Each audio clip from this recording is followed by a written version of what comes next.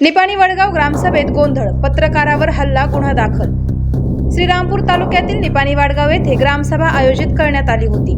या ग्रामसभेत विविध स्थानिक विषयांवर चर्चा करण्याबरोबरच तंटामुक्ती अध्यक्षाची निवड हा प्रमुख विषय होता। ग्रामसभा सुरू होण्यापूर्वी एका नागरिकांनी प्रश्न उपस्थित केला की ग्रामसभेची सूचना आम्हाला मिळाली नाही। या मुद्द्यावरून ग्रामपंचायत सदस्य, ग्रामविकास अधिकारी आणि त्या नागरिकांमध्ये शाब्दिक वाद झाला। या दरम्यान जनमत न्यूजचे श्रीरामपूर तालुका प्रतिनिधी भागचंद नवगिरे ग्रामसभेचे चित्रीकरण करत होते। त्याचवेळी निपाणी वडगाव ग्रामपंचायत सदस्य रवींद्र पवार, तंटामुक्ती अध्यक्षपदाचे इच्छुक पाटील बाराऊत आणि त्यांचे 2 साथीदार यांनी नवगिरे यांच्या अंगावर धाव घेत मोबाईल हिसकावण्याचा प्रयत्न केला। व्हिडिओ डिलीट न केल्यास जिवंत ठेवणार नाही अशी धमकीही देण्यात आली।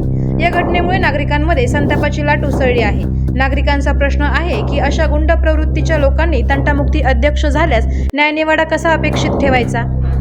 ग्रामसभेत अशोक कारखान्याचे कामगार मोठ्या संख्येने उपस्थित होते। साधारणतः ते ग्रामसभेला उपस्थित राहत नाही, परंतु गेल्या 7-8 महिन्यांपासून वेतन थकले असल्यामुळे त्यांनी प्रशासनाकडे मागणी केली की पगार दिल्याशिवाय कारखान्याला ना हरकत प्रमाणपत्र देऊ नये। तथापि गोंधळामुळे ग्रामसभा न झाल्याने त्यांचाही हिरमोड झाला। सामाजिक कार्यकर्ते विठ्ठल सोनवणे यांनी यावेळी 302 सारखा प्रकार परत होऊ नये असा उल्लेख केल्याने ग्रामसभेत अधिक तणाव निर्माण झाला। मात्र 302 म्हणजे नेमकं कोणत्या घटनेचा संदर्भ आहे याचा खुलासा कोणाकडूनही झाला नाही। त्यामुळे गावात विविध तर्कवितर्क सुरू आहेत। या हल्ल्याच्या घटनेबाबत महाराष्ट्राचे उपमुख्यमंत्री आणि गृहमंत्री देवेंद्र फडणवीस, पोलीस महासंचालक नाशिक विभाग तसेच जिल्हा पोलीस अधीक्षक अहमदनगर यांना माहिती देण्यात आली आहे।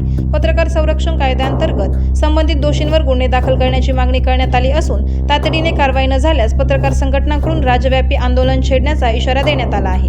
दरम्यान ॲडिशनल एसपी आणि एसपी यांना निवेदन देण्यात आले असून घटनेसंदर्भात गुन्हा दाखल झाल्याची पुष्टी मिळाली आहे। आवाज जनतेचा न्यूज प्रतिनिधी दर्शन बारसे।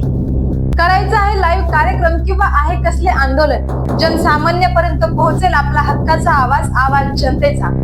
बातमी व जाहिरातीसाठी संपर्क करा स्क्रीनवर दिलेल्या नंबरवर।